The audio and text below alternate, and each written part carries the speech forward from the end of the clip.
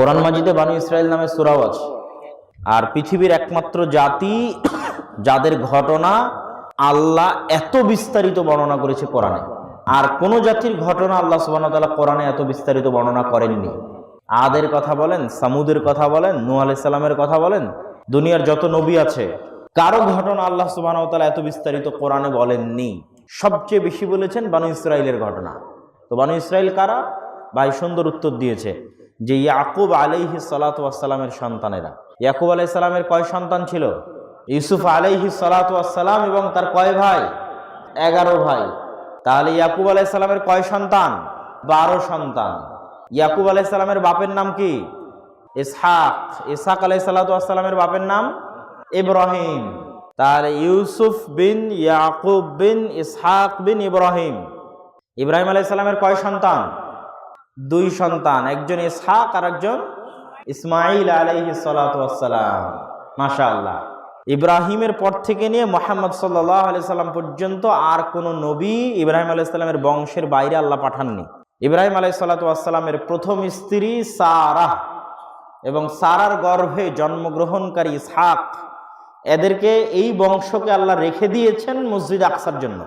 এই বংশ পুরোটাই, এই বংশের শেষ নবীকে ইসহাক আলাইহিস সালাতু ওয়াস সালামের বংশের শেষ নবীকে ঈসা আলাইহিস সালাতু ওয়াস সালাম। একদম ইসহাক থেকে নিয়ে ঈসা পর্যন্ত এরা সব মসজিদ আকসার খাদেম। ঈসা আলাইহিস সালামের মা মারিয়াম আলাইহিস সালাতু ওয়াস সালাম, তার আগে আরো যারা গেছে ইয়াহইয়া, জাকারিয়া, দাউদ, সুলাইমান, যত নবীর নাম আছে বেশিরভাগই একমাত্র নূহ আলাইহিস সালাতু ওয়াস সালাম থেকে নিয়ে বা আদম আলাইহিস সালাতু ওয়াস সালাম থেকে নিয়ে ইব্রাহিম পর্যন্ত যে 3-4 জন নবীর কথা পবিত্র কোরআনে আছে তারা বাদে। ইব্রাহিম আলাইহিস সালাতু ওয়াস সালাম থেকে নিয়ে ঈসা আলাইহিস সালাম পর্যন্ত এরা সব হচ্ছে মসজিদ আকসার খাদেম। আর ইসমাইলের পুরো বংশ হচ্ছে কাবার খাদেম। ইসমাইল বিবাহ করেছেন ইয়ামানি গোত্রের একজন মেয়েকে। তো ইসমাইল আর ইয়ামানি গোত্রের মেয়ে, এই সংমিশ্রণে হচ্ছে পরবর্তীতে কোরাইশ বংশ, কোরাইশ বংশ থেকে হাশেমি, হাশেমি বংশ থেকে মুহাম্মদ সাল্লাল্লাহু আলাইহি ওয়াসাল্লাম, মুহাম্মদ সাল্লাল্লাহু আলাইহি ওয়াসাল্লামের বাবা এবং মুহাম্মদ সাল্লাল্লাহু আলাইহি ওয়াসাল্লামের দাদা আব্দুল মুত্তালিব, বাবা আব্দুল্লাহ, দাদা আব্দুল মুত্তালিব, তারাও হচ্ছে কাবার খাদেম। যে আসহাবুল ফিলের ঘটনা আল্লাহ নিজে কোরআন মাজিদে বলেছেন, আলাম তারা কাইফা ফাআলা রাব্বুকা বিআসহাবিল ফিল, যে হাতির ঘটনা আপনাদের মাঝে প্রসিদ্ধ। এই পুরো বংশটা হচ্ছে কাবার খাদেম। আর ওইদিকে ইসহাক আলাইহিস সালাম এবং ঈসা আলাইহিস সালাম পর্যন্ত এই পুরো বংশটা হচ্ছে মসজিদ আকসার খাদেম। এবার আসেন বানু ইসরাইল কারা? তাহলে ইব্রাহিম আলাইহিস সালামের ছেলে ইসহাক, ইসহাক আলাইহিস সালামের ছেলে ইয়াকুব। ইব্রাহিমকে ইহুদি খ্রিস্টানেরা বলে আব্রাহাম, ইসহাককে ইহুদি খ্রিস্টানেরা ইংরেজিতে বলে আইজ্যাক, যেমন আইজ্যাক নিউটন। আইজ্যাক নিউটন মূলত ইসহাক নিউটন। আর আব্রাহাম লিঙ্কন, আব্রাহাম লিঙ্কন মূলত ইব্রাহিম লিঙ্কন। ওদেরও নামের মধ্যে প্রচুর পরিমাণে নবী রাসূলের নাম আছে। ইউরোপ এবং আমেরিকায় বসবাসরত যারা মানুষ, যাদেরকে আমরা ইহুদি খ্রিস্টান বলে জানি, তাদের নামের মধ্যে প্রচুর পরিমাণে নবী রাসূলের নাম আছে। যেমন বর্তমান ইসরায়েলের প্রধানমন্ত্রী বেনিয়ামিন নেতানিয়াহু। বেনিয়ামিন হচ্ছে ইউসুফ আলাইহিস সালামের ভাই, আপন ভাই, যে মায়ের পেটের 2 ভাই ইউসুফ আর বেনিয়ামিন। তো এই জন্য পৃথিবীর 3-3টে ধর্ম, ইহুদি, খ্রিস্টান, ইসলাম, এই 3-3টে ধর্মেই এই নবীগুলো স্বীকৃত। একমাত্র ইহুদিরা হচ্ছে ঈসা আলাইহিস সালাম আর মুহাম্মদ সাল্লাল্লাহু আলাইহি ওয়াসাল্লামকে মানে না, আর খ্রিস্টানেরা হচ্ছে শুধু মুহাম্মদ সাল্লাল্লাহু আলাইহি ওয়াসাল্লামকে মানে না। কিন্তু খ্রিস্টানেরা আবার ঠিকই মুসা আলাইহিস সালামকে মানে, বিশ্বাস করে। আর আমরা মুসলমানেরা ঈসা আলাইহিস সালামকেও বিশ্বাস করি, মুসা আলাইহিস সালামকেও বিশ্বাস করি। আল্লাহ কোরআন মাজিদে শত জায়গায় বলেছে মুসাদ্দিকাল লিমা বাইনা ইয়াদাইয়া ওয়া লিমা বাইনা ইয়াদাইকুম, কয়েকভাবে বিভিন্ন জায়গায় আসছে যে এই কোরআন সত্যায়নকারী তাওরাত এবং ইনজিলের, আর তাওরাত আর ইনজিল সত্যায়নকারী এই কোরআনের। এরা একটা আর একটাকে মিথ্যায়ন করে না। মানে এই 3 কিতাবের মধ্যে এত বেশি পরিমাণে কোনো অমিল নাই যে মানুষ বলবে যে এই 3 কিতাবে কোনো মিল নাই, এটা ভিন্ন ভিন্ন জায়গা থেকে এসেছে। না, এই 3 কিতাবের মৌলিক কথাগুলোতে মিল আছে। কিছুতে মিল না থাকলে অন্তত নবীর নামগুলোতে মিল আছে। 90% নবীর নামে মিল আছে। তাওরাতে যে নবীদের নাম উল্লেখ করা আছে, ইনজিলে যে নবীদের নাম উল্লেখ করা আছে, কোরআনেও সেই নবীদের নাম উল্লেখ করা আছে। নূহের বন্যার কথা যেমন তাওরাতে আছে, ইনজিলে আছে, কোরআনে আছে। আদম এবং ইবলিস, আদম আলাইহিস সালাতু ওয়াস সালাম এবং ইবলিসের ঘটনা যেমন কোরআনে আছে, তেমন তাওরাতে আছে, ইনজিলে আছে। কোরআনেরটা বেশি বিশুদ্ধ, পরিপূর্ণ বিশুদ্ধ। তাওরাত ইনজিলের মধ্যে বিকৃত হয়ে গেছে, মানুষজন বিকৃত করে ফেলেছে, এই জন্য কিছু অতিরঞ্জিত আছে, ভুলভাল আছে, কিন্তু মৌলিক ঘটনাগুলো এক। তাহলে ইসহাক আলাইহিস সালামের ছেলে ইয়াকুব, ইয়াকুবকে তারা কি বলে? জ্যাকব। আপনি যদি কারো নাম দেখেন ইংরেজিতে জ্যাকব লেখা আছে, তাহলে ভুল বুঝার কিছু নয়, জ্যাকব দ্বারা সে মূলত ইয়াকুব আলাইহিস সালামকে বোঝাচ্ছে। আপনি যদি কারো নাম দেখেন ডেভিড, তাহলে মূলত সে দাউদ আলাইহিস সালামকে বোঝাচ্ছে। আমরা যে দাউদ আলাইহিস সালামের কথা বলছি, সেই দাউদ আলাইহিস সালামকেই তারা ডেভিড হিসেবে জানে এবং চিনে। তাহলে ইয়াকুব আলাইহিস সালামের 12 সন্তান। ইসু আলাইহিস সালাম ছোটবেলায় স্বপ্ন দেখেছিলেন, রাআইতু আহাদা আশারা কাওকাবা, হে আমার বাবা, আমি স্বপ্নে দেখছি 11টি তারকা আমাকে সিজদা করছে। সে 11টা তারকা ওনার 11 ভাই, আর অন্য কেউ নয়। তো ইউসুফ আলাইহিস সালাম এবং তার বাবারা সবাই থাকতেন ফিলিস্তিনে। আগেই বলেছি যে ইব্রাহিমের এক সন্তান ইসহাক, এরা মসজিদ আকসার খাদেম, এরা সবাই থাকতো ফিলিস্তিনে। যখন ইউসুফ আলাইহিস সালামকে কুয়ায় নিক্ষেপ করে দেওয়া হলো, ওখান থেকে তুলে ব্যবসায়ীরা বাজারে বিক্রি করে দিল মিশরে। এবার ইউসুফ আলাইহিস সালাম গেলেন মিশরে। ইউসুফ আলাইহিস সালাম জেল খাটলেন 7 বছর। জেল খাটার পর মন্ত্রী হলেন, অর্থমন্ত্রী হওয়ার পর ওনার ভাইয়েরা যখন গেল, উনি বিনিয়ামিনকে কাছে রেখে নিলেন। কাছে রেখে নিয়ে তার ভাইদের সাথে পরিচয় করে বাপকে ডেকে পাঠালেন। ইয়াকুব আলাইহিস সালামকে দাওয়াত দিলেন, বাবাকে দাওয়াত দিলেন মিশরে আসার। তাহলে ছেলে ইউসুফ মিশরে, বাবা ইয়াকুব ফিলিস্তিনে, দিয়ে ছেলে অর্থমন্ত্রী হয়ে বাবাকে দাওয়াত দিচ্ছে, বাবা মিশরে আসেন। তখন বাবা 11 সন্তান সহ, 11 সন্তানেরই প্রায় এরই বিয়ে শাদী হয়ে গেছিল, তাদেরও ছেলে মেয়ে সহ 70 সদস্যের পরিবার নিয়ে ইয়াকুব আলাইহিস সালাম 11 সন্তান এবং তাদের ছেলে মেয়ে মিলে 70 জনের পরিবার নিয়ে ফিলিস্তিন থেকে মিশরে গেলেন। ফিলিস্তিন থেকে যখন মিশরে গেলেন, তখন 11 ভাই ছোট ভাই ইউসুফকে সিজদা করলো। তখন এবার কোরআনের আয়াতের মধ্যে আছে, হাযা তা'বীলুর রুয়ায়া, আব্বা, এটাই হচ্ছে আমার ছোটবেলায় স্বপ্নে দেখা স্বপ্নের বাস্তবায়ন। আমি ছোটবেলায় স্বপ্নে দেখেছিলাম না যে 11টা তারকা আমাকে সিজদা করছে, এই দেখেন আমার 11 ভাই আমাকে সিজদা করছে। হাযা তা'বীলুর রুয়ায়া, ওই স্বপ্ন এখন বাস্তবে রূপ লাভ করলো 40 বছর বা তার চেয়েও বেশি সময় পরে। এইভাবে ইয়াকুব আলাইহিস সালামের পরিবার চলে আসলো মিশরে। এবার মিশরে তারা জীবন যাপন করা শুরু করলো। মন্ত্রিত্বের স্বাদে আছেন ইউসুফ আলাইহিস সালাম। তো মন্ত্রিত্ব ভালো জিনিস, শক্তিমত্তা থাকলে সমস্যা কম। যখন ইউসুফ আলাইহিস সালাম মারা গেলেন, মন্ত্রিত্ব চলে গেল, বিরোধী দলের কাছে ক্ষমতা চলে গেল, ফেরাউন ক্ষমতায় চলে আসলো, আর বানু ইসরাইলকে বানিয়ে দিল গোলাম। ইউসুফ আলাইহিস সালামের মৃত্যুর পর বানু ইসরাইল গোলাম হয়ে গেল। বানু ইসরাইল এই গোলামির জীবনে থাকলো, ইতিহাস বলে 300 থেকে 400 বছর। বানু ইসরাইলকে ফেরাউনের এই গোলামি থেকে মুক্তি দেওয়ার জন্য আল্লাহ বানু ইসরাইলের মধ্যে নবী পাঠালেন, মুসা আলাইহিস সালাম। তাহলে ইউসুফ আর মুসার মধ্যে গ্যাপ 300-350 বছরের। ইব্রাহিম, ইসহাক, ইয়াকুব, ইউসুফ, তারপরে 300 বছরের বিরতি। তারপরে এবার নবী হলো ওই বংশে, ইয়াকুবের সন্তানদের মধ্যেই, ওই 12 ভাইয়ের বংশে, ইউসুফ আলাইহিস সালাম এবং তার 11 ভাইয়ের বংশে নবী হলো মুসা আলাইহিস সালাম। যখন মুসা আলাইহিস সালাম নবী হলেন, তখন তার বংশ গোলাম। আমাদের আজকের বক্তব্যের আলোচনা কি ছিল? আমরা হচ্ছি এই যুগের বানু ইসরাইল। আল্লাহ কোরআনে এত বেশি বানু ইসরাইলের ঘটনা এই জন্যই বলেছে যে মুসলমানেরা বানু ইসরাইল হয়ে যাবে। এই জন্য যে মুসলমানেরা, তোমরা তো আজ বানু ইসরাইল হয়ে গেছো, তাহলে কোরআন পড়ে দেখো ওই যুগের বানু ইসরাইলেরা কেমন ছিল, তোমরা এরকম হয়ে গেছো, তোমাদের এখন সংশোধন হতে হবে, বানু ইসরাইল হওয়া থেকে বাঁচতে হবে, না হলে ফেরাউনেরা তোমাদের শেষ করে দিবে। যেমন ওই যুগের ফেরাউনেরা ওই যুগের বানু ইসরাইলদের জবাই করতো প্রকাশ্যে। শুধু এই কারণে আল্লাহ কোরআনে বানু ইসরাইলের ঘটনা এত বিস্তারিত বলেছে। কেন? আমরা মুসলমানেরা বানু ইসরাইল হব আর হয়ে গেছে। এগুলো প্রত্যেকটা দাবির পিছনে আমি দলিল পেশ করব, চিন্তার কোনো কারণ নাই। তো আগে দেখে নেই বানু ইসরাইলেরা কেমন ছিল। তো এই মুসা আলাইহিস সালাতু ওয়াস সালাম যখন বানু ইসরাইলে আসলেন, তখন বানু ইসরাইলেরা গোলাম। ঘটনা অনেক লম্বা। মুসা আলাইহিস সালাম বানু ইসরাইলদের নিয়ে পালিয়ে যাচ্ছেন। আমি বলি পালিয়ে না, ফেরত যাচ্ছেন। কোথায় ফেরত যাচ্ছেন বলেন তো? ফিলিস্তিনে ফিরে যাচ্ছেন। এটা বাপদাদার ভিটা। 300-400 বছর আগে ইয়াকুব আলাইহিস সালাম তার 11 ছেলে সহ ওখান থেকে মিশরে আসছিল। এই জন্য মুসা আলাইহিস সালাম বানু ইসরাইলদের নিয়ে ওখানে ফিরে যাচ্ছেন।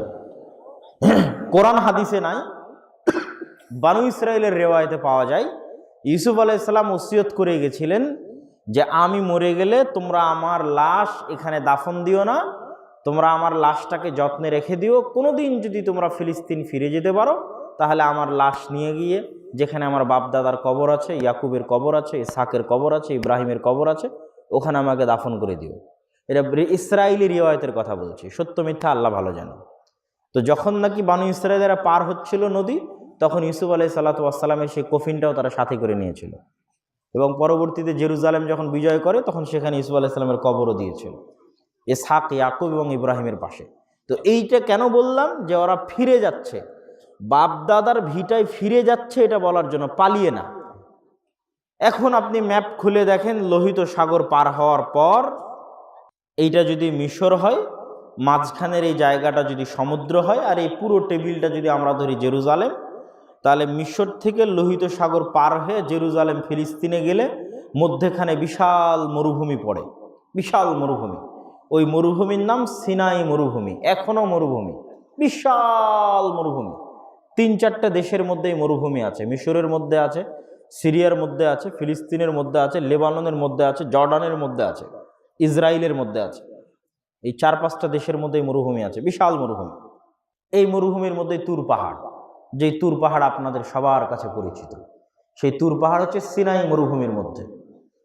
তাহলে মুসা আলাইহিস সালাতু ওয়াস সালাম পার হয়ে গেলেন যে আয়াত দিয়ে আমি এখানে পড়েছি আমাদের বক্তব্যের মধ্যে, ওয়াইয নাজ্জায়নাকুম মিন আলি ফিরআউন, এই বানু ইসরাঈলেরা, তোমাদের চোখের সামনে ফেরাউনকে ডুবিয়ে দিয়েছিলাম। তোমরা নিজে চোখে দেখেছো ফেরাউনকে, যখন তোমরা নদী পার হয়ে গেছো আর ফেরাউন ডুবে গেছে, তোমরা নিজে চোখে দেখেছো। তারপরে তোমরা কি করেছো জানো?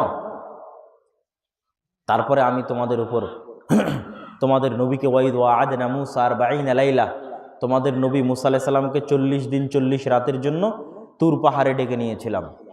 তুর পাহাড়ে 40 রাত ইবাদত করার পর তাওরাত দিয়েছিলাম তোমাদের নবীর উপর। সেই তাওরাত নিয়ে যখন তোমাদের কাছে ফিরে গেছে, তখন তোমরা কি বলেছো? কোরআনে আল্লাহ বলছে, লান নু'মিনা হাত্তা নারাল্লাহা জাহরাতান, মূসা তোমার আল্লাহর উপর ঈমান আনয়ন করব না যতক্ষণ না নিজে চোখে না দেখব। বলেন নাউজুবিল্লাহ। আল্লাহ বলছে, তোমরাই তো চোখে দেখলা যে ফেরাউন তোমাদের চোখের সামনে ডুবে মরে গেল। কোন ফেরাউন? 300 বছর তোমাদের জবাই করেছে এই ফেরাউন। তারপরেও তোমরা বলছো যে তাওরাতের উপর ঈমান আনবো না যদি আমরা আল্লাহকে নিজে চোখে না দেখি। তারপরে তোমাদের জন্য আর কি কি করেছি, এগুলো আল্লাহ কোরআনে বলেছে। আর কি কি করেছি জানো? ওয়াইয ইসতাসকা মূসা লিকওমিহি ফাকুল নাযরিব বিআসাকাল হাজার ফানফাজারাত মিনহু 12 আইনা। মরুভূমির মধ্যে পানি নাই, সমুদ্রের লবণাক্ত পানি খাওয়া যায় না। বানু ইসরাইল মূসা আলাইহিস সালামকে বলল, আমাদের জন্য মিষ্টি খাওয়ার পানির ব্যবস্থা করেন। লবণাক্ত পানি কেমনে খাবো? মরুভূমি থেকে তো পানি বের হয়নি। তখন আমরা মূসা আলাইহিস সালামকে বললাম, তোমার হাতে যে লাঠি আছে ওই লাঠিটা পাথরে মারো। পাথর থেকে সাথে সাথে 12টা ঝর্ণা বের হয়ে গেল। বলেন আল্লাহু আকবার। ফানফাজারাত মিনহু 12 আইনা, 12টা ঝর্ণা পাথর থেকে বের হলো। 12টা কেন ভাই? ইয়াকুব আলাইহিস সালামের 12 সন্তান, 12 সন্তানের 12 বংশধর, এই জন্য 12টা ঝর্ণা।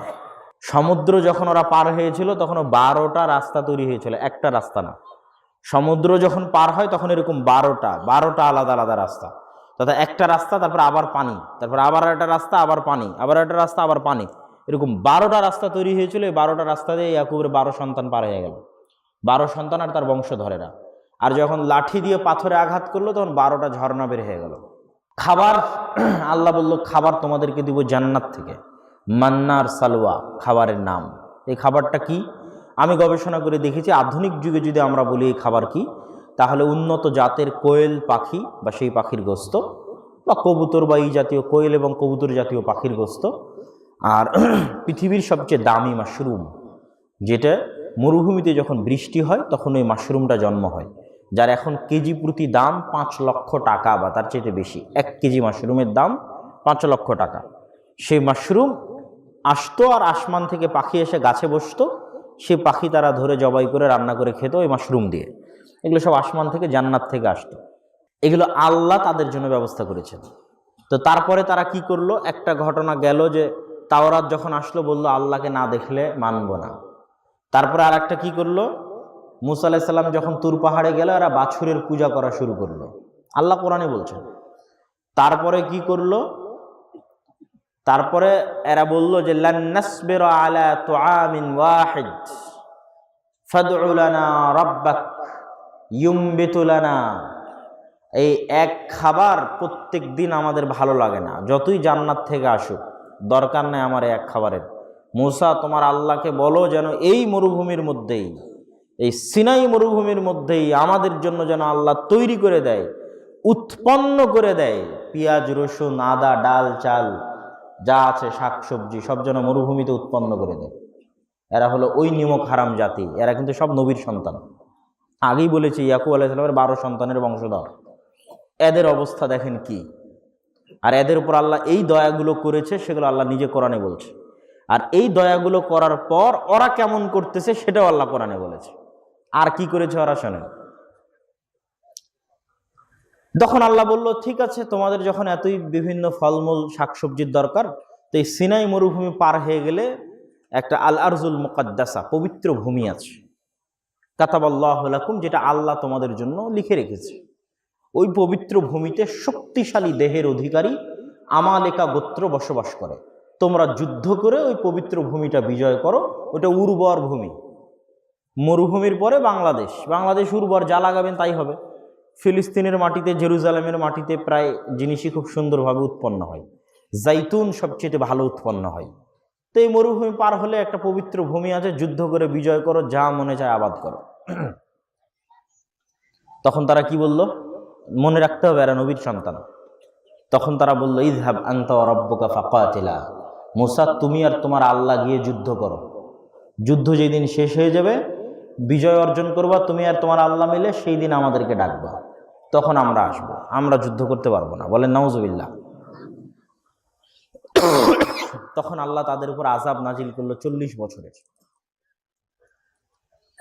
তারা 40 সানাহ ইয়াতিহুনা ফিল আরজ, ওই মরুভূমির মধ্যে পাগলের মতো ঘুরতে থাকবে 40 বছর এই সিনাই মরুভূমির মধ্যে। এই 40 বছরের আযাবের মধ্যেই মুসা আলাইহিস সালাম মারা গেলেন।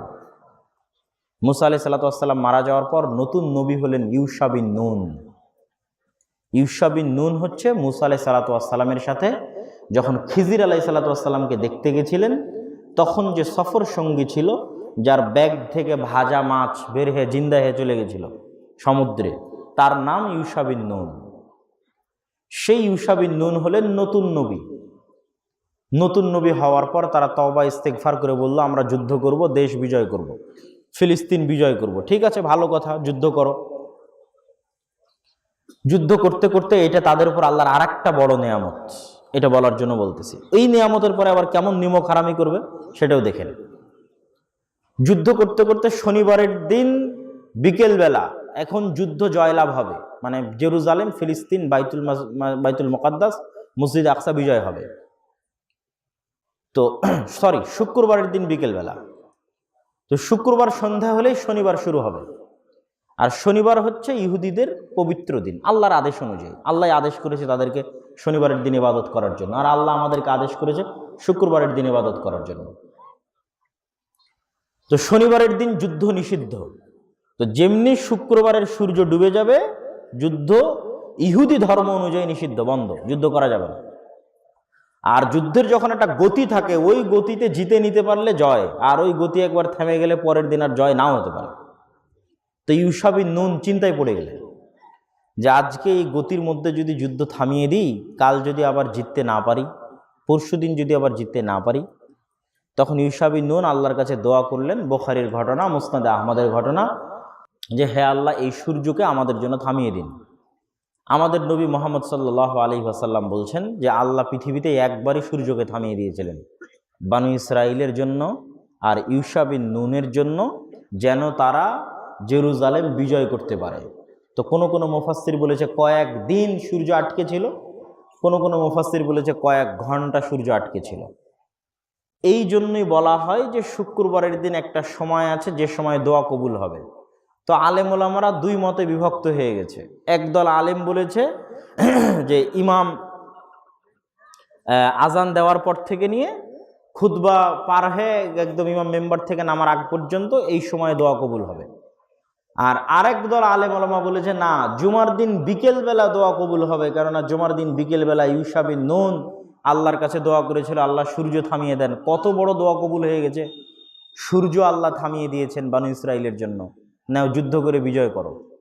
সূর্য থামে গেল, সময় আটকে গেল, কেননা সময় চলে সূর্যের সাথে। পৃথিবীতে আর কোনোদিন সময় আটকে যায়নি। সময় আটকে গেল, সূর্য আর ডুবে না। যুদ্ধ শেষ করে যুদ্ধ বিজয় অর্জন হলো।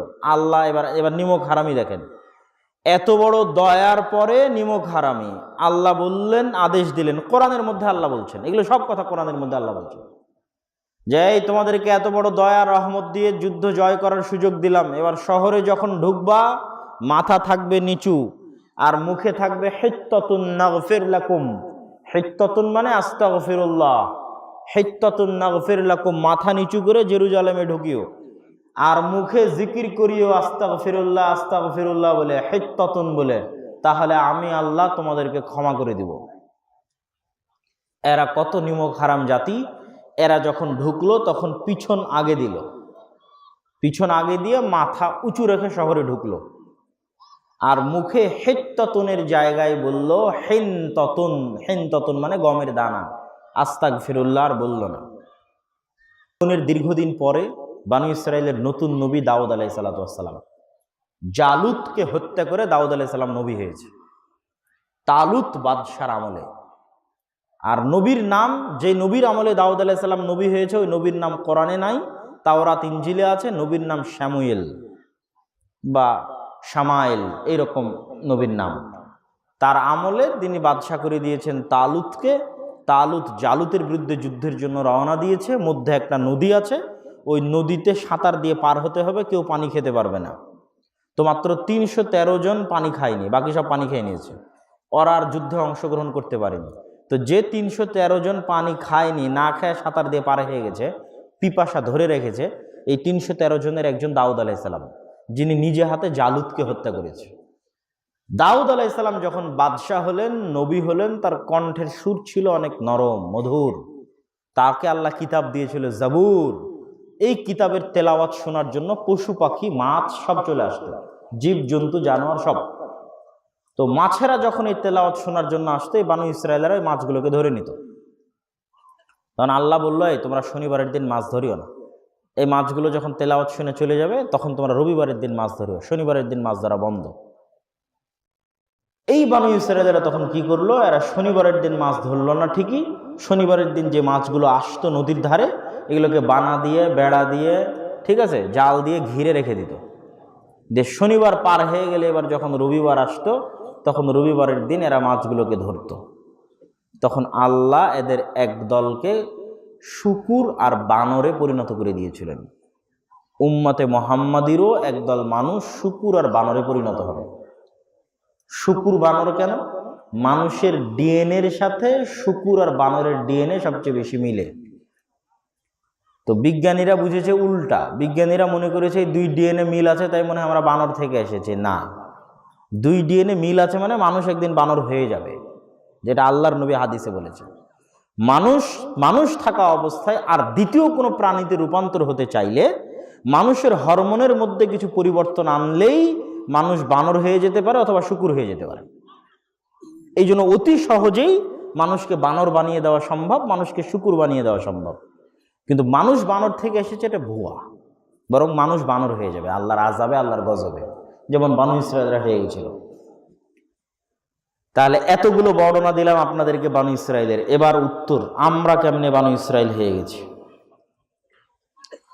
এই বানু ইসরায়েলেরা যেমন শঠতা করত, মুনাফিকি করত, প্রত্যেক ধাপে ধাপে নবীর সাথে, আজকের মুসলমানদের কাছে সব আছে। মসজিদে গেলে নামাজি পাবেন, মুসল্লি পাবেন, মাদ্রাসায় গেলে ইমাম পাবেন, হুজুর পাবেন, সালাত, সিয়াম, হজ, জাকাত সবই আছে। এখানেও আপনারা যতজন উপস্থিত, আমার ধারণা আমি সহ, আপনারা সহ সকলের মধ্যে সালাতও আছে, সিয়ামও আছে, হজও আছে, যাকাতও আছে। কোন জিনিসটা নাই? যেই জিনিসটা বানু ইসরাইল হারিয়ে ফেলেছিল, সেই জিনিসটা হচ্ছে সততা, আমানতদারিতা, ন্যায় পরায়ণতা। সততা হারিয়ে ফেলেছিল, মিথ্যা বলতো, মিথ্যা, মুনাফিক, 24 ঘন্টা মিথ্যা, মুখে বলে একটা করে একটা, বলে একটা করে একটা, মুনাফিক, মিথ্যুক। আমানতদারিতা নাই, সততা নাই, ন্যায় পরায়ণতা নাই। তা আজকে আপনি মাদ্রাসায় যান, মাদ্রাসাতে সব আছে, সব ছাত্ররা নামাজ পড়তেছে, রোজা রাখতেছে, ঠিক আছে, কি নাই? সততা নাই, আমানতদারিতা নাই, ন্যায় পরায়ণতা নাই। হুজুরও মিথ্যুক, ছাত্রও মিথ্যুক, সব 24 ঘন্টা মিথ্যা বলে। মসজিদে যান, মসজিদের নামাজ হচ্ছে, সবই হচ্ছে, মসজিদে কি নাই? মসজিদের ক্যাশিয়ার বলেন, ইমাম বলেন, কারো আমানত নাই, আমানতদারিতা নাই, সত্যবাদিতা নাই। আর একটা কি নাই? ন্যায় পরায়ণতা নাই। ন্যায় পরায়ণতা আবার কি? মুসলমানেরা বুঝেই না। আজকের মুসলমানেরা যে বানু ইসরাইল হয়ে গেছে, তার সবচেয়ে বড় প্রমাণ হচ্ছে মুসলমানেরা জানেই না ন্যায় পরায়ণতা কি, বুঝেই না ন্যায় পরায়ণতা কি। ওমর রাদিয়াল্লাহু তাআলা আনহু ন্যায় পরায়ণতার মাপকাঠিতে চুল পরিমাণ যেন 19-20 না হয়, যে ন্যায় পরায়ণতা যেন 100% ঠিক থাকে। খালি এই জন্য, শুধু এই জন্য মদিনা থেকে জেরুজালেম মসজিদ আকসার রাস্তা 1500 কিলোমিটার, ঢাকা থেকে দিল্লি। তো ঢাকা থেকে দিল্লি অর্ধেক রাস্তা ওমর রাদিয়াল্লাহু তাআলা পায়ে হেঁটে গেছে। ওই অর্ধেক রাস্তায় ওর গোলামকে উটের পিঠে বসিয়ে রেখেছে, যে তুই বসে থাক উটের উপর, আমি টানবো। কেন? যেন ন্যায় পরায়ণতার মাপকাঠিতে চুল পরিমাণ ওমরের শাসন এদিক ওদিক না হয়। আমরা মুসলমানেরা নামাজি আছি, সিয়াম পালনকারী আছি, রোজাদার আছি, সালাত আদায়কারী আছি, কিন্তু কেউ ন্যায় পরায়ণ না, কেউ না, আমি নিজেও না। ন্যায় পরায়ণতার মাপকাঠিতে আমরা ব্যর্থ। ন্যায় পরায়ণতা কি জিনিস? আল্লাহ সুবহানাহু ওয়া তাআলা কোরআন মাজিদে বলছেন, ইন্নাল্লাহা ইয়া'মুরুকুম বিল আদলি ওয়াল ইহসান। মুসলমানেরা, তোমাদেরকে আল্লাহ আদেশ দিচ্ছে, ন্যায় পরায়ণতার আদেশ দিচ্ছে। আল্লাহ সুবহানাহু ওয়া তাআলা নিজে সত্যবাদী, নিজে আমানতদার, নিজে ন্যায় পরায়ণ। ইন্নী হাররামতু যুলমা আলাইয়া, আমি অত্যাচার করাকে, অন্যায় করাকে আমার উপর হারাম করে নিয়েছি।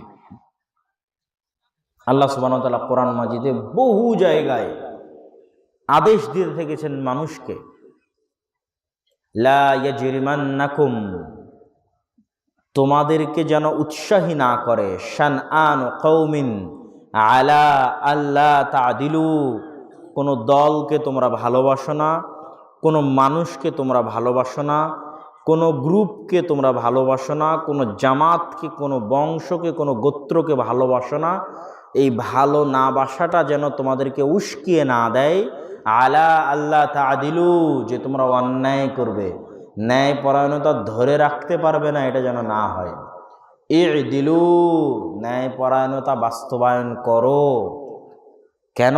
ন্যায় পরায়ণতা আকরাবু লিত-তাকওয়া, তাকওয়ার সবচেয়ে নিকটবর্তী। ইন্নাল্লাহা ইউহিব্বুল মুকসিতিন, যারা পৃথিবীতে ন্যায় পরায়ণতা প্রতিষ্ঠা করে আল্লাহ তাদেরকে ভালোবাসেন।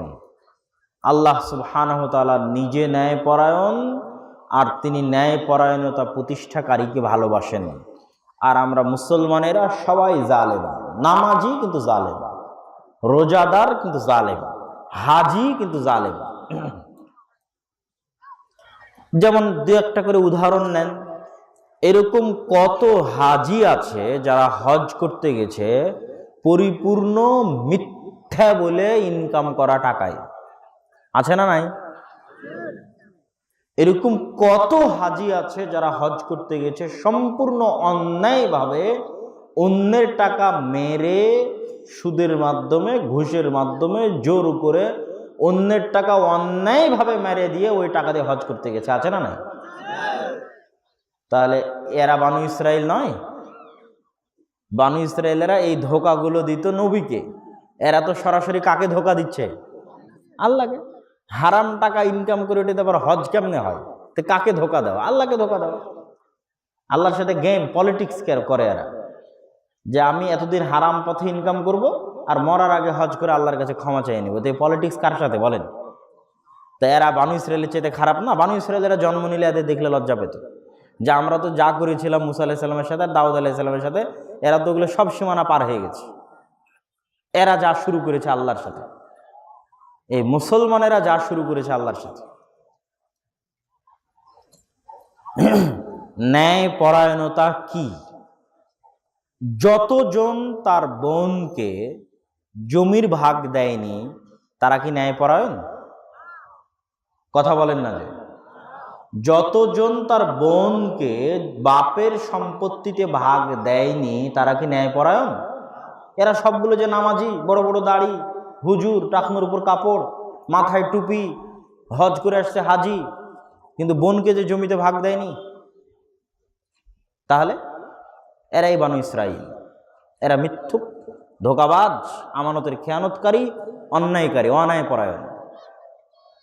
আমাদের নবী মুহাম্মদ সাল্লাল্লাহু আলাইহি ওয়াসাল্লাম 40 বছর বয়সে যখন নবী হন, তখন নবী হওয়ার পর আল্লাহ কোরআনে নবীকে এটা বলেননি যে আপনি তো এতদিন অনেক মিথ্যা বলেছেন, আজকে থেকে সত্য বলিয়েন, এরকম বলেছে নাকি কোরআনে? না, আল্লাহর নবী নবী হওয়ার আগে জন্মগত সত্যবাদী। কি বলেন? আমাদের নবী মুহাম্মদ সাল্লাল্লাহু আলাইহি ওয়াসাল্লাম জন্মগত 40 বছর যাবত তার সত্যবাদিতা, আমানতদারিতা, ন্যায়পরায়ণতার প্রমাণ দিয়েছে। 40 বছর। এগুলো কোরআন আসার আগেই, সালাত আসার আগেই, সিয়াম আসার আগেই, হজ আসার আগেই, জাকাত আসার আগেই জন্মগত সত্যবাদী, জন্মগত আমানতদার, জন্মগত ন্যায়পরায়ণ। এই জন্য ওনার সালাত কাজে লেগেছে, এই জন্য ওনার দাওয়াত কাজে লেগেছে, এই জন্য ওনার হজ কাজে লেগেছে, এই জন্য ওনার রোজা সিয়াম কাজে লেগেছে, এই জন্য ওনার জাকাত কাজে লেগেছে। কেননা এই 3টা বৈশিষ্ট্য ওনার জন্মগতই ছিল, শুধু ওনার না। আমি এখন মাঝে মধ্যে দেখি যে আমরা মুসলমানেরা মক্কার ওই যুগের কাফেরদের চেয়ে খারাপ, বানু ইসরায়েলদের চেয়ে খারাপ হয়ে গেছি, মক্কার কাফেরদের চেয়ে খারাপ। যেমন মক্কার একটা কাফেরের গল্প শোনায় আপনাকে। আবু সুফিয়ান রাদিয়াল্লাহু তাআলা আনহু, যিনি বিদায় হজ্জের সময় মুসলমান হয়েছেন, তাহলে মক্কা বিজয়ের সময় মুসলমান হয়েছেন। তো আবু সুফিয়ান রাদিয়াল্লাহু তাআলা আনহু মক্কা বিজয় করার আগ পর্যন্ত যতগুলো যুদ্ধ ছিল সব যুদ্ধে মুহাম্মদ সাল্লাল্লাহু আলাইহি ওয়াসাল্লামের বিরুদ্ধে প্রধান সেনাপতি। বদরের যুদ্ধে প্রধান সেনাপতি ছিল আবু জাহাল আর তার সহকারী সেনাপতি ছিল আবু সুফিয়ান। উহুদের যুদ্ধে প্রধান সেনাপতি আবু সুফিয়ান। খন্দকের যুদ্ধে প্রধান সেনাপতি আবু সুফিয়ান। খন্দকে সারা আরবের সব গোত্রকে আবু সুফিয়ান জমা করেছিল, প্রায় 10,000-এর মতো। 1 মাস মদিনাকে ঘিরে রেখেছিল, যে মদিনাকে আজ মাটির সাথে মিশিয়ে দিয়ে চলে যাব। তো আবু সুফিয়ানের জীবনের সবচেয়ে বড় লক্ষ্য মুহাম্মদ সাল্লাল্লাহু আলাইহি ওয়াসাল্লামকে হত্যা করা। আবু সুফিয়ানের জীবনের সবচেয়ে বড় লক্ষ্য মদিনাকে মাটির সাথে মিশিয়ে দেওয়া। আবু সুফিয়ানের জীবনের সবচেয়ে বড় লক্ষ্য ইসলামকে সমূলে ধ্বংস করা।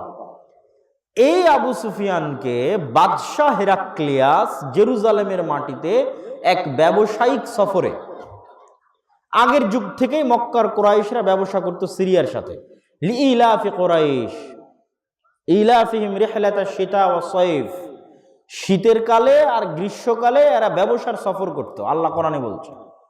তো সিরিয়ার মধ্যেই জেরুজালেম, ফিলিস্তিন। তো এক ব্যবসায়িক সফরে আবু সুফিয়ান রাদিয়াল্লাহু তাআলা আনহুকে, যখন তিনি কাফের মুশরিকদের সর্দার, যখন তার জীবনের লক্ষ্য মুহাম্মদ সাল্লাল্লাহু আলাইহি ওয়াসাল্লামকে হত্যা করা, যখন তার জীবনের লক্ষ্য ইসলামকে ধ্বংস করা, যখন তার জীবনের লক্ষ্য মদিনাকে মাটির সাথে মিশিয়ে দেওয়া, সেই আবু সুফিয়ানকে জেরুজালেমের মাটিতে বাদশাহ হিরাক্লিয়াস জিজ্ঞেস করছে মুহাম্মদ সাল্লাল্লাহু আলাইহি ওয়াসাল্লাম সম্পর্কে, বলো মুহাম্মদ সম্পর্কে কি জানো? তখন তার ফেসবুক নাই যে তাৎক্ষণিক কেউ বের করে দিবে যে মিথ্যা বলল, বা ভিডিও করে নেবে মিথ্যা বলল, কিচ্ছু নাই। অডিও রেকর্ডার নাই, ভিডিও নাই, কিচ্ছু নাই। এমনি একটা মানুষকে আমি 1000 কিলোমিটার দূরে জিজ্ঞেস করছি মুহাম্মদ সাল্লাল্লাহু আলাইহি ওয়াসাল্লাম সম্পর্কে তুমি কি জানো? কোন মানুষকে? যার জীবনের সবচেয়ে বড় শত্রু মুহাম্মদ সাল্লাল্লাহু আলাইহি ওয়াসাল্লাম।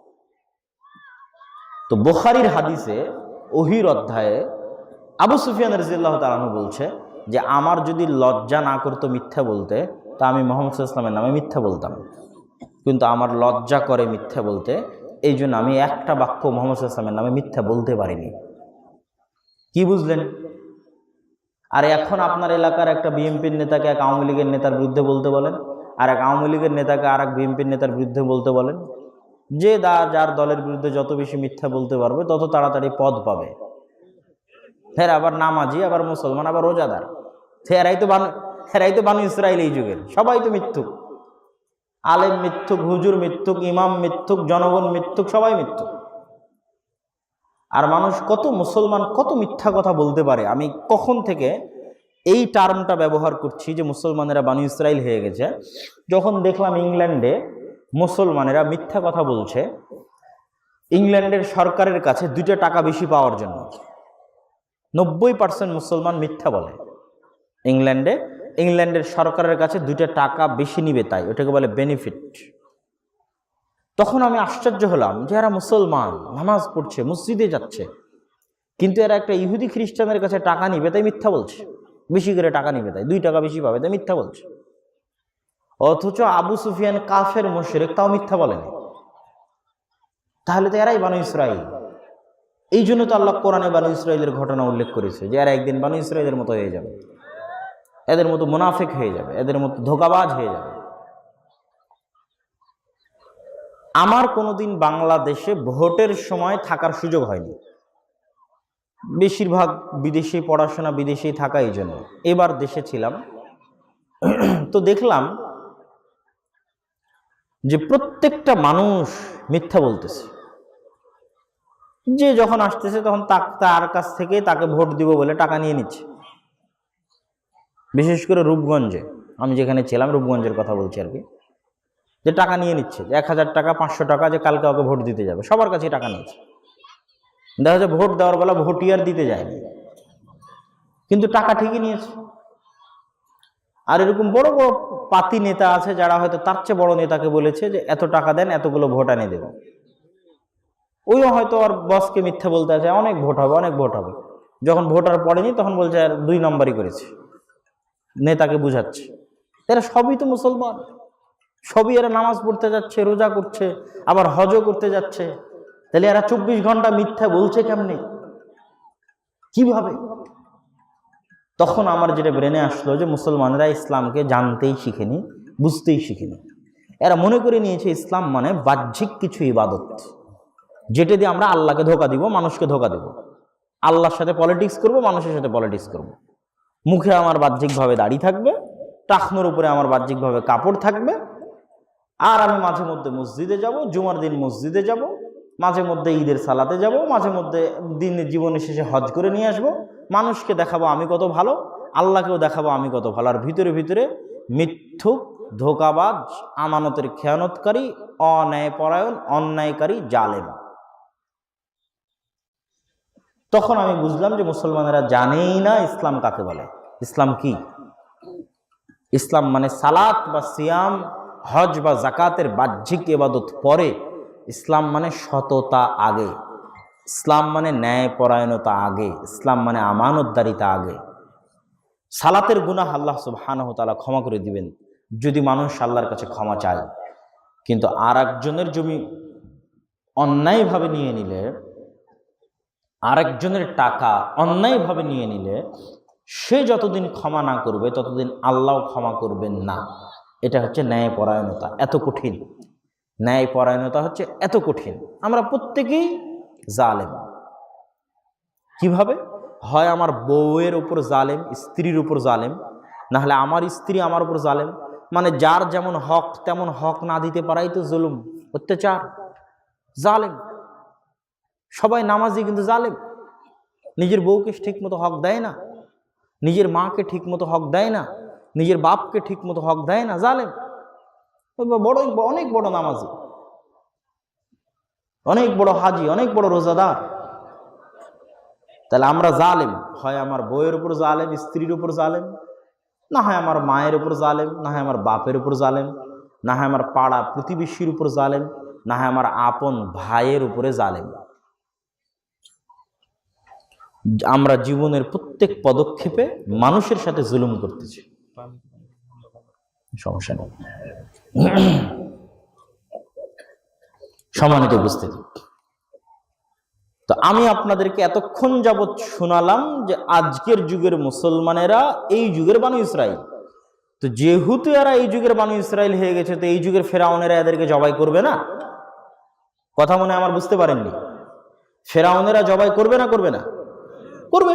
তো আজকের যুগের যারা ফেরাউন, তারা ফিলিস্তিনে দেখাচ্ছে গোটা দুনিয়ার মানুষের সামনে, বিবিসি, CNN, আল জাজিরা, গোটা দুনিয়ার মানুষের সামনে, লক্ষ কোটি টিভি ক্যামেরার সামনে এখন পর্যন্ত 30,000-এর কাছাকাছি মুসলমানকে চোখের সামনে হত্যা করেছে। দুনিয়ার সব মানুষ দেখতেছে। আর এখন আধুনিক যুগ হওয়াতে আরো বেশি দেখতেছে। এরকম ইনস্টাগ্রামে অসংখ্য হাজারো ভিডিও আছে যে কোনো ছেলে দেখাচ্ছে যে 7 দিন আগে সে তার বোনের সাথে ভিডিও দিত ইনস্টাগ্রামে, আর আজকে দেখাচ্ছে এই দেখো আমার বোনের লাশ, এই দেখো আমার বোনের কবর, আমার বোন মরে গেছে। 10 দিন পরে ওর বাপের সাথে ভিডিও দেখাচ্ছে, তার 10 দিন পর দেখাচ্ছে এই দেখো আমার বাপ মরে গেল, এই দেখো আমার বাপের কবর। এই গোটা দুনিয়ার মানুষ দেখতেছে, গোটা দুনিয়ার চোখের সামনে হত্যা করা হচ্ছে, জবাই করা হচ্ছে। তো এটা তো ওটাই যেটা আল্লাহ কোরআনে বলছে, ইযাববিহুনা আবনাকুম ওয়া ইস্তাহিয়ুনা নিসাকুম। জানো বানু ইসরাইল, ফেরাউন কে ছিল? ফেরাউন তোমাদের ছেলে সন্তানদের তোমাদের চোখের সামনে জবাই করত। তো আমি বলবো এই যে এই যুগের বানু ইসরাইলেরা, মানে মুসলমানেরা, তোমরা হচ্ছে এই যুগের বানু ইসরাইল, আমরা হচ্ছে এই যুগের বানু ইসরাইল। দেখো তোমাদের ছেলে মেয়েদেরকে চোখের সামনে জবাই করা হচ্ছে, এটা হচ্ছে তোমাদের দাম। কেন? তোমরা স্বভাবে চরিত্রে বানু ইসরাইল হয়ে গেছো। এবার আমরা আমাদের পরবর্তী 2টা প্রশ্নের উত্তর দিব। এক,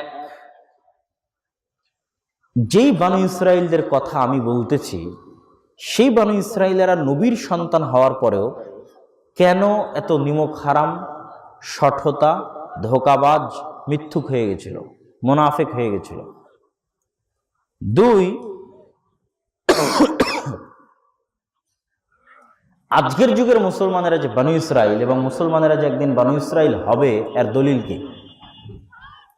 তাহলে আমরা আগের উত্তরে চলে যাই যে বানু ইসরাইলেরা নবীর সন্তান হওয়ার পরও ওই যে 12টা রাস্তা, 12টা ঝর্ণা ধারা, তো ইয়াকুব আলাইহিস সালামের 12 সন্তান, তারাই আবার এত বড় মিথ্যা বলতেছে, এত বড় ধোঁকা দিচ্ছে নবীদেরকে, এত বড় বড় উল্টাপাল্টা কথা বলতেছে। কেন?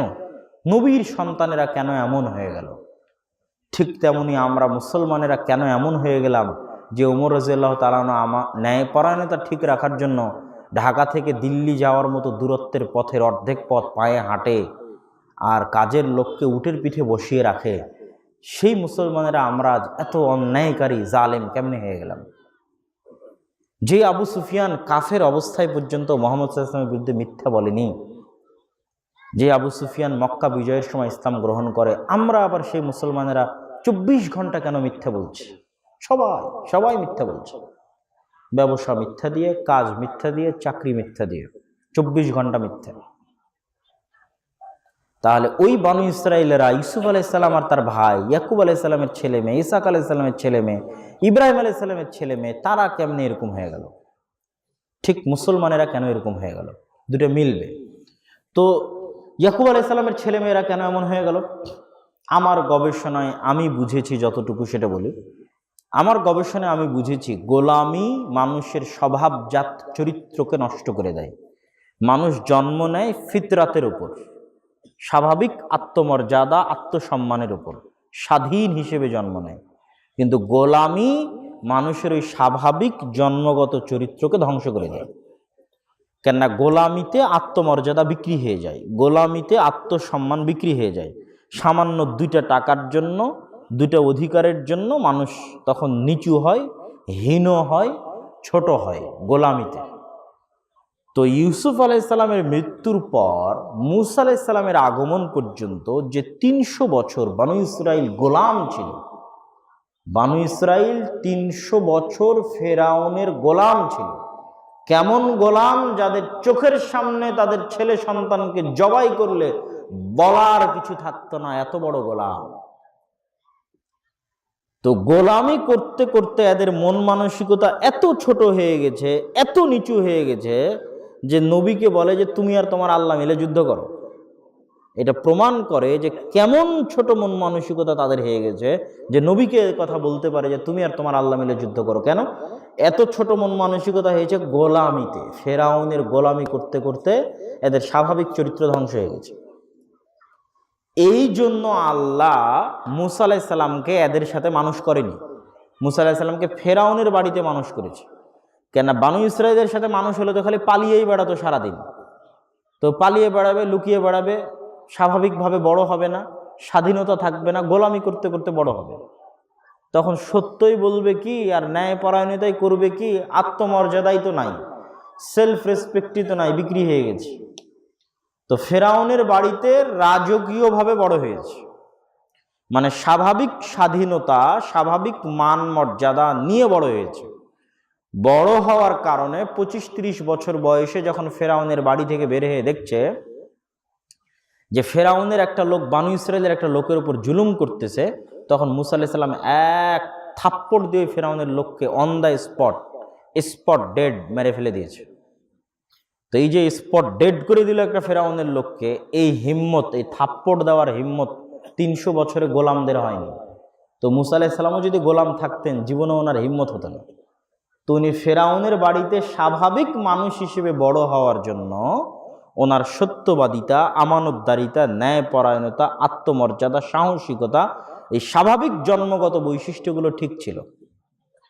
এই জন্য ওনার সাথে বানু ইসরায়েলদের মিলতো না। বানু ইসরায়েল তো সব গোলাম, এরা তো 300 বছর থেকে গোলামি করে আসছে। তো এরা কথায় কথায় ছোটোখাটো জিনিস নিয়ে মারামারি লেগে যাবে। তো ছোটোখাটো জিনিস নিয়ে মারামারি লাগার স্বভাব যার, সে তো বলবেই যে তুমি আর তোমার আল্লাহকে যুদ্ধ করো, হ্যাঁ আল্লাহকে না দেখলে ইমান আনবো না। এটা কেমন ধরনের লোকদের কথা?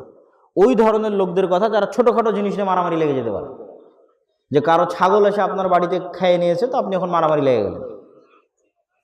তো এই মারামারি যারা ছোটোখাটো জিনিস নিয়ে লাগতে পারে, তাদের মধ্যে এই স্বভাব আসতে পারে গোলামির কারণে। আর এই স্বভাব মুসা আলাইহিস সালামের মধ্যে আসেনি, কেননা উনি গোলাম ছিলেন না।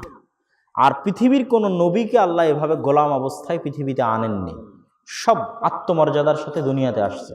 ইব্রাহিম আলাইহিস সালামের বাপ আজর নমরুদের যুগের বড় মন্ত্রী, তো মন্ত্রীর সন্তান ইব্রাহিম। এই জন্য ইব্রাহিমের মধ্যে মিথ্যা ছিল না, ইব্রাহিমের মধ্যে সততা ছিল, আমানতদারিতা ছিল, সাহসিকতা ছিল, আত্মমর্যাদা ছিল। মুহাম্মদ সাল্লাল্লাহু আলাইহি ওয়াসাল্লাম তো গোলাম নয়। মুহাম্মদ সাল্লাল্লাহু আলাইহি ওয়াসাল্লামের দাদা তৎকালীন আরবের শ্রেষ্ঠ কুরাইশ বংশের সর্দার, তো সর্দারের ছেলে মুহাম্মদ সাল্লাল্লাহু আলাইহি ওয়াসাল্লাম। তো ওকে কোনোদিন ছোট মন মানসিকতা নিয়ে চলা লাগেনি, টাকা ধন সম্পত্তির অভাব নিয়ে কোনোদিন চলা লাগেনি, চুরি চামারি করে কোনোদিন চলা লাগেনি। তো কেন মিথ্যা বলবে? কেন আমানতের খেয়ানত করবে? কেনই বা ন্যায়পরায়ণতা করবে না? তাহলে বানু ইসরায়েলেরা এরকম মিথ্যুক, আমানতের খেয়ানতকারী, মুনাফিক হয়ে গেছে গোলামি করতে করতে। আমরা মুসলমানেরা, বিশেষ করে যে অঞ্চলের মুসলমানেরা গোলাম ছিল, যে অঞ্চলের মুসলমানেরা গোলাম ছিল না, ওদের চরিত্র পাল্টায়নি। আমরা বাংলাদেশ, ভারত, পাকিস্তানের মুসলমানেরা 250-300 বছর গোলামি করেছি কাদের? ব্রিটিশদের। আপনাদের RS এর আগের CSSA পর্যায়ে দেখবেন, যেই জমিদারের নামে খাজনা দেওয়া হতো তাদের নামে জমি আছে, মানে জমির মালিকানা পর্যন্ত ছিল না। জমির মালিকানা শেরে বাংলা একে ফজলুল হকের যে মন্ত্রিসভা, যে মন্ত্রিসভা 2 বাংলা মিলে তৈরি হয়েছিল, ওই শেরে বাংলা একে ফজলুল হকের মন্ত্রিসভা জমিদারি প্রথা বিলোপ করেছিল। তখন আমাদের নামে জমি রেকর্ড হয়, ব্যক্তি নামে জমি রেকর্ড হয়। তার আগে তো আমাদের জমির মালিকানা পর্যন্ত ছিল না। কোন লেভেলের গোলাম ছিলাম আমরা! নীল চাষ করানোর জন্য আমাদের বাপদাদা, তাদের বাপদাদাদেরকে ব্রিটিশরা পিটিয়ে হত্যা করে দিত। তাহলে সার বলতে বলতে আমাদের জিব্বা ফেনা উঠে গেছে। ব্রিটিশদের গোলামি করতে করতে আমাদের স্বাভাবিক চরিত্র ধ্বংস হয়ে গেছে। ফলে আমাদের রক্তের মধ্যে ঢুকে গেছে মিথ্যা, রক্তের মধ্যে ঢুকে গেছে ধোঁকা, রক্তের মধ্যে ঢুকে গেছে অন্যায়। কেননা আজীবন ব্রিটিশরা শাসন করতে এইভাবে যে ওর বিরুদ্ধে একে লাগিয়ে দে, এরা দুইজনের বিরুদ্ধে লাগতে থাকবে আর আমরা শাসন করব। তো আজীবন যদি নিজেরাই মারামারি কাটাকাটি যারা করবে, তাদের স্বাভাবিক চরিত্র ঠিক থাকবে না, এদের আত্মমর্যাদা থাকবে না, এদের আত্মসম্মান থাকবে না, এরা মিথ্যা বলতে অভ্যস্ত হবে। কত মিথ্যা বলে ব্রিটিশদের কাছে কাকে কত ছোট করা যায়, আর আমি কত ভালো হতে পারি, যাতে ব্রিটিশরা আমাকে 2টা টাকা দেয়, 2টা পদ দেয়। কার প্রতি কত অন্যায় করে, কত জুলুম করে, কেমনে কোন জিনিস দখল করা যায়, ক্ষমতা দখল করা যায়, কি দখল করা যায়, অধিকার নাই তো, গোলাম। আপনারা বাংলাদেশের মুসলমানদেরকে যে খারাপ অবস্থায় দেখতেছেন এখন, বা আমি দেখতেছি, এর চাইতে বেশি খারাপ অবস্থা আফ্রিকার মুসলমানদের। কেন? ওরা আরো ভয়ঙ্কর লেভেলের গোলামি করেছে, ফ্রান্সের, ইতালির, স্পেনের। আমাদের গোলামির, ব্রিটিশদের সাথে গোলামির তার একটা লিমিট ছিল, ওরা আনলিমিটেড গোলামি করেছে, আনলিমিটেড। আমাদেরকে ব্রিটিশরা তাও ন্যূনতম নামকা অস্তে হলেও স্বাধীনতা দিয়ে গেছে। ফ্রান্স এখন পর্যন্ত আফ্রিকান মুসলিম কান্ট্রিগুলোকে এতটুকু স্বাধীনতা দেয়নি, বলছে স্বাধীন, কিন্তু এতটুকু স্বাধীনতা দেয়নি যে ওদের টাকা ওদের নিজস্ব কেন্দ্রীয় ব্যাংকে থাকবে না। ফ্রান্স বলে দিয়েছে তোমার টাকা আমার ব্যাংকে থাকবে, ফ্রান্সের রাষ্ট্রীয় ব্যাংকে থাকবে, এবং তোমরা নিজেরা উদ্যোগ নিয়ে কোনো অস্ত্র কেনা বেচা করতে পারবে না, আমাদের মাধ্যম হয়ে অস্ত্র কেনা বেচা করতে হবে। এরকম অসংখ্য গোলামির নিজাম এখনো ফ্রান্স, ইতালি, স্পেন বাস্তবায়ন করে রেখেছে আফ্রিকার মুসলিম দেশগুলোর উপর। এই জন্য ফ্রান্সে গিয়ে দেখবেন আইফেল টাওয়ারের পাশে যত মদখোর আছে, যত বিড়িখোর আছে, যত জুয়ার আড্ডা আছে, যত ছিনতাইকারী আছে, আল্লাহর হস্তে যত ছিনতাইকারী আছে, তার 90% মুসলমান, আফ্রিকা থেকে আসা মুসলমান। এদেরকে ছিনতাইকারী কে বানালো? এদের গোলামি এদেরকে ছিনতাইকারী বানিয়ে দিয়েছে, এদের গোলামি এদেরকে মদখোর, জুয়াখোর বানিয়ে দিয়েছে। আপনি ইন্ডিয়াতে যান, আমি যখন গেছিলাম তখনকার কথা বলছি, যে ইন্ডিয়ার কোনো জেলায় যদি বেশিরভাগ মুসলমান থাকে, তাহলে বা 50-50 মুসলমান থাকে, তাহলে ওই জেলার যত চুরির মামলা আছে, যত ডাকাতির মামলা আছে, যত মদ জুয়ার মামলা আছে, তার 70% মামলা থাকবে মুসলমানদের নামে, আর 20-30% মামলা থাকবে হিন্দুদের নামে। কেন? হিন্দুরা মেইন স্ট্রিমে আছে, এরা পড়ালেখা করছে, শিক্ষিত হচ্ছে, সরকারি চাকরি পাচ্ছে, আর এরা মুসলমানেরা গোলাম, এদের পড়ালেখার সুযোগ নাই, সরকারি চাকরির সুযোগ নেই, এরা আজীবন লেবারি করে, মিথ্যা বলে, ধোকাবাজি করে, জুয়া মদ খায় এদের জীবন পার। তাহলে গোলামি এইভাবে মানুষের স্বভাবকে ধ্বংস করে দেয়, গোলামি এইভাবে মানুষের চরিত্রকে ধ্বংস করে দেয়। তাহলে বানু ইসরাইলেরা নবীর সন্তান হওয়ার পরও এত নিমক হারাম হয়ে গেছিল কেন? গোলামির কারণে এদের স্বাভাবিক চরিত্র ধ্বংস হয়ে গেছিল। আমরা মুসলমানেরা এরকম হয়ে গেছি কেন? গোলামির কারণে আমাদের স্বাভাবিক চরিত্র ধ্বংস হয়ে গেছে। আমি যে বললাম এখনো কিছু মুসলমান আছে যারা স্বাভাবিক চরিত্রের উপর আছে, আপনি যান আফগানিস্তানে, যান আফগানিস্তানের পাঠানদের কাছে যান, এইরকমও ঘটনা, সত্য ঘটনা আছে, যে আমাদের বাংলাদেশের মুসলমানেরা বা বাঙালিরা লোক দেখানোর জন্য, ভাই আসেন আমার বাড়িতে 2টা খেয়ে যান, ভাই আসেন 2টা খেয়ে যান, পাঠানেরা এরকম লোক দেখানো কথা বলা জানে না। আপনি যদি কোনো পাঠানের সাথে কথা বলেন আর বলেন ঠিক আছে ভাই আসবো একদিন আপনার বাড়িতে খাবো, আচ্ছা কালকে আসবো, খাবো ইনশাল্লাহ দুপুরে, স্বাভাবিক, এমনি গল্পে গল্পে বলে দিলেন কাল দুপুরে আসবো, কিন্তু দুপুরবেলা আসলেন না খাওয়ার জন্য, তাহলে এই রাগে পাঠান আপনাকে গুলি করে হত্যা করে দিবে, যে তুই বললি কথা রাখলি না কেন। কেননা আফগানিস্তান কোনোদিন না ব্রিটিশের গোলামি করেছে, না আফগানিস্তান কোনোদিন রাশিয়ার গোলামি করেছে, না আফগানিস্তান কোনোদিন আমেরিকার গোলামি করেছে। তো গোলামি যখন কোনোদিন করেনি তো মিথ্যা বলাও শিখেনি, গোলামি যখন কোনোদিন করেনি তখন আমানতের খেয়ানত করাও শিখেনি, গোলামি যখন কোনোদিন করেনি তখন অন্যায় করাও শিখেনি। ন্যায়পরায়ণতা, আমানতদারিতা আর সত্যবাদিতার মাপকাঠিতে অটল, অনড়, পাহাড়ের মতো অনড়, জান যাবে যাবে সত্য বলবে, আর কথা দিলে, ওয়াদা দিলে রক্ষা করবে। কেননা ওরা ওদের জন্মগত মুসলমানিত্বের উপর বাকি আছে, কোনোদিন গোলামি করেনি। এরকম পৃথিবীর যে প্রান্তের মুসলমানেরা কোনোদিন গোলামি করেনি, ওদের স্বাভাবিক চরিত্র বাকি আছে। সম্মানিত উপস্থিতি, তাহলে আমি নিজেও আগে ভালোভাবে বুঝতাম না, আমি মনে করতাম ইসলাম হয়তো বাহ্যিক কিছু ইবাদতের নাম, বাহ্যিক ইবাদত জরুরি, কিন্তু বাহ্যিক ইবাদত মানে অভিনয় নয়। অভিনয় করে নামাজ পড়া, আর অভিনয় করে দাড়ি রাখা, আর আল্লাহর সাথে ধোঁকাবাজি করা, সুদ খাওয়া, ঘুষ খাওয়া, মিথ্যা কথা বলা, আমানতের খেয়ানত করা, ন্যায়পরায়ণতা না থাকা, স্ত্রীর উপর জুলুম করা, বোনের সম্পত্তি না দেওয়া, বোনের অধিকার না দেওয়া, মা বাবার হক না দেওয়া, এগুলো একটাও মুসলমানিত্ব নয়। এদের নামাজ, রোজা, হজ, জাকাত কিছুই কিয়ামতের মাঠে কাজে লাগবে না। যতদিন না যাদের উপর এরা জুলুম করেছে এরা এদেরকে ক্ষমা না করবে। এবং আমাদের মুসলমানদের গোলামিও শেষ হবে না। মুসলমানদের আগে এই জিনিসটা ঠিক করতে হবে, সত্য বলতে পারতে হবে। জীবন চলে যাবে, 24 কোনোদিন মরা পর্যন্ত মিথ্যা বলবো না, সত্য বলতে হবে। ন্যায় পরায়ণতার মাপকাঠি ঠিক রাখতে হবে। স্ত্রী, আত্মীয় স্বজন, ভাই বোন, পাড়া প্রতিবেশী যাই হোক কারো প্রতি অন্যায় করব না। ঊর্ধ্বতন কর্তৃপক্ষকে ফাঁকি দিব না মিথ্যা বলে। অধস্তন কর্মকর্তা কর্মচারীর উপর অন্যায় করব না। যার যতটুকু হক ততটুকু দিয়ে দিব। ন্যায় পরায়ণতা জীবন গেলেও বজায় রাখবো। ন্যায় পরায়ণতা, সততা, আমানতদারিতা। কেন? এটা আমার নবীর জন্মগত বৈশিষ্ট্য। আরে জন্মই হয়েছে এটার উপর। তারপরে 40 বছর পরে নামাজ রোজা হজ জাকাত এসেছে ভাই। 40 বছর পর্যন্ত উনি সত্যবাদী, আমানতদার, ন্যায়পরায়ণ। 40 বছর পর নামাজ রোজা হজ জাকাত। তো আগে ওই জন্মগত বৈশিষ্ট্যটা লাগবে। এই যে এতগুলো ক্যামেরা আছে, এতগুলো মোবাইল আছে, সারা বাংলাদেশে এখন হাজার হাজার জালসা হচ্ছে, আজকেও শত শত জালসা হচ্ছে। তারপরেও সারা পৃথিবীতে এরকম পিস টিভির মাধ্যমে আরো শত বক্তব্যের মাধ্যমে দাওয়াত হচ্ছে, কিন্তু বিপ্লব নাই। কিন্তু মুহাম্মদ সাল্লাল্লাহু আলাইহি ওয়াসাল্লাম 23 বছরে বিপ্লব করে ফেলেছিল। কেন এখন বিপ্লব নাই? কেননা যত বক্তা বক্তব্য দিচ্ছে সবগুলো মুনাফিক, মুখে যা বলে বাস্তবে তা করে না, সবাই মিথ্যুক, ফলে এদের বক্তব্য কাজে লাগে না। তাহলে যত জায়গায় জালসা হচ্ছে এদের দাওয়াতি কাজ কাজে লাগে না, কেননা সবাই মিথ্যুক, সবাই ধোঁকাবাজ, সবাই আমানতের খেয়ানতকারী, সবাই অন্যায়কারী। তার কারো কিছু আর কাজে লাগে না, মানে বরকত হয় না। আর মুহাম্মদ সাল্লাল্লাহু আলাইহি ওয়াসাল্লাম কেমন সাহাবী তৈরি করেছিল, কেমন অনুসারী তৈরি করেছিল, যে ওমর রাদিয়াল্লাহু আনহুর ঘটনা তো শোনালাম। তাহলে দলে দলে মানুষ ইসলাম গ্রহণ করেছে কেন? মনে রাখতে হবে একটা কথা, সারা পৃথিবীতে ইসলাম যখন গেছে, আল্লাহর কসম, সারা পৃথিবীতে ইসলাম যে ছড়িয়ে গেছে, সালাতের দাওয়াত নিয়ে ছড়ায়নি, সিয়ামের দাওয়াত নিয়ে ছড়ায়নি, হজের দাওয়াত নিয়ে ছড়ায়নি, জাকাতের দাওয়াত নিয়ে ছড়ায়নি। মানে এগুলোর বৈশিষ্ট্য বলে ইসলাম ছড়ায়নি। পৃথিবীতে মানুষ ইসলাম পাগলের মতো গ্রহণ করেছে, যে এখানে গেলে ন্যায় পরায়ণতা পাওয়া যাবে, এখানে গেলে আমানতদারিতা পাওয়া যাবে, এখানে গেলে সততা পাওয়া যাবে।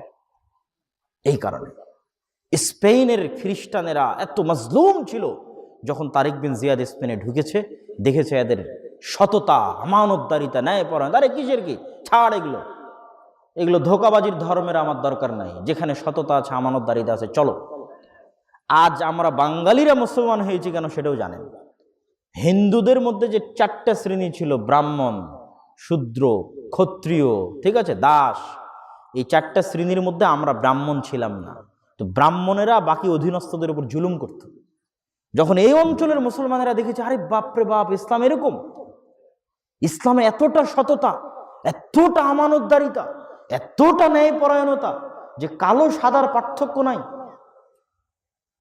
এবং সব মানুষ সমান, রাজা, বাদশাহ, ফকির সব সমানভাবে মসজিদে এক কাতারে দাঁড়াতে পারছে, এত অধিকার ইসলামে। এগুলোর কি দরকার? এগুলো হিন্দু ফিন্দু ধর্মবাদ সব, চলো ইসলাম গ্রহণ করি।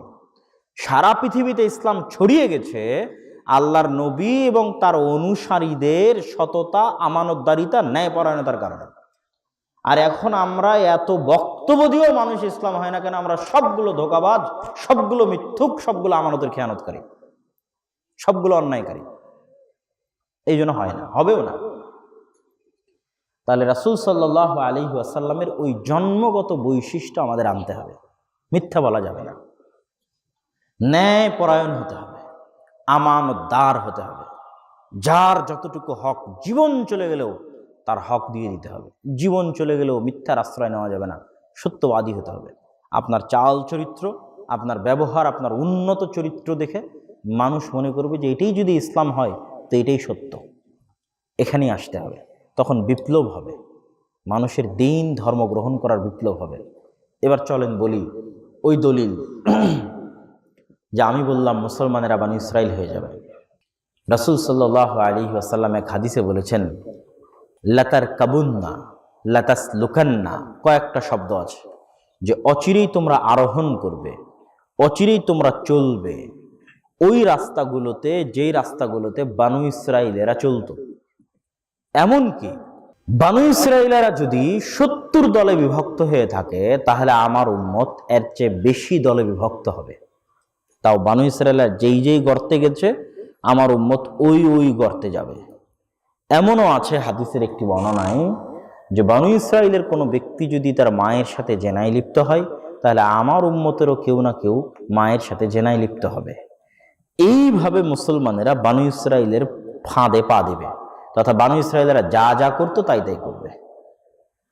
তো আমিও মাঝে মাঝে ভাবতাম, কোরআনের মতো এত দামি গ্রন্থে আল্লাহ সুবহানাহু ওয়া তাআলা বানু ইসরাইলের মতো একটা জাতির ঘটনা এত বিস্তারিত কেন? কোন নবীর ঘটনা এত বিস্তারিত বলা নাই, বানু ইসরাইলেরা কি করলো তা বলা আছে। আমি বুঝতাম না কেন।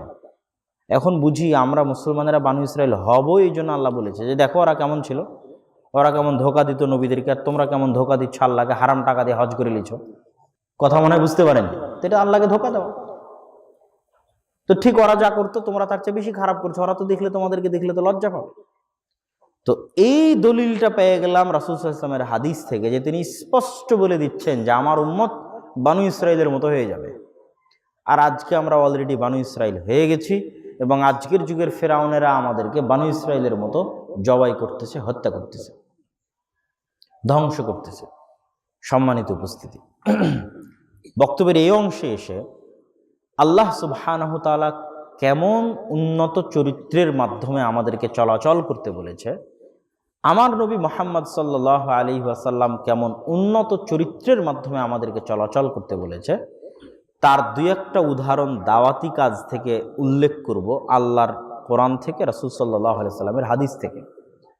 তার আগে আল্লামা ইকবালের একটি কবিতা বলে, सबक फिर से पढ़ सदाकत का, शुजाअत का, अदालत का, लिया जाएगा तुझसे काम दुनिया की इमामत का। মুসলমানেরা তোমরা নতুন করে সত্য বলা শিখো। আল্লামা ইকবাল বলছে, মুসলমানেরা তোমরা নতুন করে সত্য বলা শিখো, তোমরা নতুন করে আমানতদারিতা শিখো, ন্যায়পরায়ণতা শিখো। তোমাদের মধ্যে সব আছে, নামাজ, রোজা, হজ, যাকাত, আল্লাহর যা ইবাদত বন্দেগী সব আছে, কিন্তু ব্রিটিশদের গোলামি তোমাদের কাছ থেকে কয়েকটা জিনিস কেড়ে নিয়েছে। তোমাদের সত্যবাদিতা কেড়ে নিয়েছে, তোমাদের আমানতদারিতা কেড়ে নিয়েছে, তোমাদের ন্যায়পরায়ণতা কেড়ে নিয়েছে।